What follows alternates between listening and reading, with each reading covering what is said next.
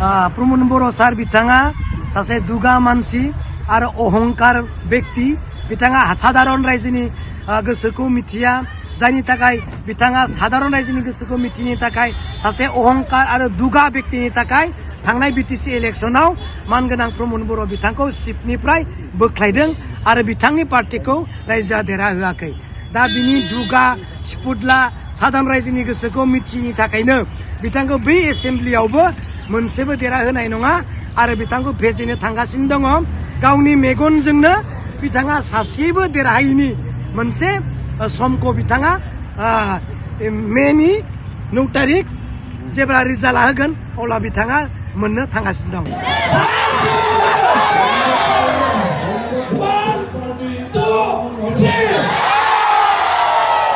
देरहाखाबाय जोंखौ आरो रावबो फेजेननो हानाय नंला मानगोनां प्रमद बर' बिथांनि गभर्नमेन्टआबो जोब्बाय आरो खुनु परिबेस गैला बिपिएफ जिन्दाबाद।